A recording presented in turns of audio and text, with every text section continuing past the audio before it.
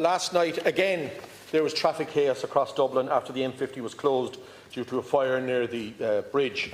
This rippled across the city and the counties surrounding Dublin, and for those relying on public transport, there is more and more evidence of a system falling apart or not functioning. Ghost buses, cancelled trains in Lewis that shuts down due to a storm. Commuters are tearing their hair out, and the rollback of remote working arrangements is putting more workers on the road from places like my own constituency of Wexford. Indeed, my colleague Mark Wall has raised the need for a new Operation Free Flow, for a real right to remote work and better road policing. Every TD in this House can recount to you problems with public transport in their constituencies, but you've abandoned the 2-to-1 ratio of investment in much-needed buses, trains and trams. And those travelling to work in this House every day know the chaos that driving or commuting to Dublin now involves. With increased congestion, we're also seeing driver behaviour deteriorating. Those who follow the rules of the road can only sit and watch those reckless drivers breaking the rules, acting with impunity. It's a vicious cycle, and Road Safety Campaign Group PARC has highlighted the declining number of motoring fines in recent years. This summer we saw the publication of the Crow report on roads policing that should have been a wake-up call on the need for stronger action. And sadly, Taoiseach, the rise in dangerous driving and issues with road policing is reflected in the rise in deaths on our roads. Already this year, 180 people have been killed on our roads. That's 8 more than last year. In recent weeks, there have been a shocking number of horrific accidents. Each death is a tragedy for the families of those killed that will be deeply felt next week as they gather for the Christmas that you've just spoken about. If current trends continue, the overall figure will surpass the 184 killed in 2023, which was the highest number in almost a decade. And it is not clear what the strategy of your government to address this distressing increase is. The official goal is to halve road deaths by 2030. Instead, Ireland is one of the few European countries where road deaths are increasing. The road safety strategy is failing. And we learn from the Journal today that the government has abandoned the plan agreed last year to reform the Road Safety Authority by splitting it into 2 separate bodies. One that is responsible for road safety and another for operational activities like the NCT and driver testing. This was recommended following an independent external review of the Road Safety Authority. As we enter the most dangerous period of the year for road users, Taoiseach, what is the government plan to reduce road deaths? Why have you abandoned the plan to reform the Road Safety Authority? And will there be an increased level of road policing and enforcement over the next 2 weeks? Thank you, Deputy Taoiseach. First of all, Deputy, you've identified a number of issues there, going from public transport, the M50, to road safety. The latter, to me, is the most significant issue.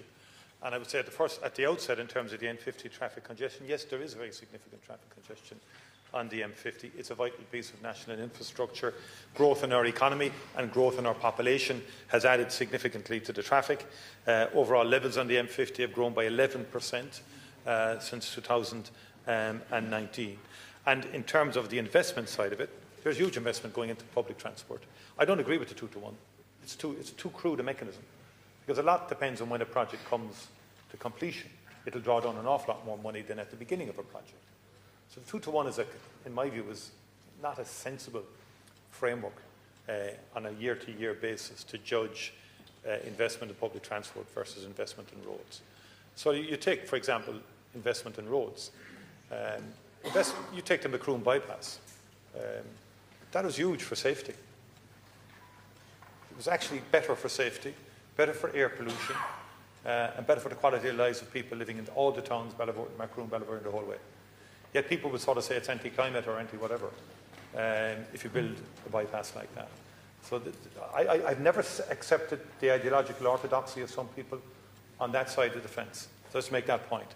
I think we do need to invest hugely in public transport at the same time. And that's what we're doing with Bus Connects, that's what we're doing with Metrolink, and that's what we're doing with Dart Plus. And we now have 1 million public transport journeys a day, over 343 million public transport journeys last year alone. So that's increasing, but we need more on that front. On road safety, in my view, the establishment of the Road Safety Authority was the most significant measure taken historically in respect of dealing substantially with road deaths. I pay a lot of tribute, I have in the House before, to former Minister Noel Dempsey, who really took on this issue with the late Gail Byrne, and they transformed it. They were very unpopular in this House because they took measures that many parliamentarians opposed around drink driving, around all sorts of penalties, all of that. But they did it, and it's a lesson to everybody. Every now and again you need a bit of backbone in politics to do the right thing and get over the short-term opposition and knee-jerk reactions, because our roads did become much safer after that, and we significantly reduced road deaths and injuries. We need to do the same now, Deputy. And in my view, there is a serious increase, not back to the levels of the 1970s, 80s or whatever, but there is a serious increase which is causing untold trauma to families, young people, and we've had some horrific accidents in recent times that go to that would really horrify us in terms of the trauma that has been visited on so many parents and so many families and so on. The structure, I favour the retention of the Road Safety Authority as the preeminent authority to deal with road safety. Deputy Lawlor to respond. Well, I'm glad to hear your commitment to public transport. However, in the strategic rail review, the Rosslare to Waterford rail line has been abandoned yet again. There's no investment in the Rosslare to Rosslare Europort to Dublin, despite the massive investment that's going to happen in Rosslare Europort.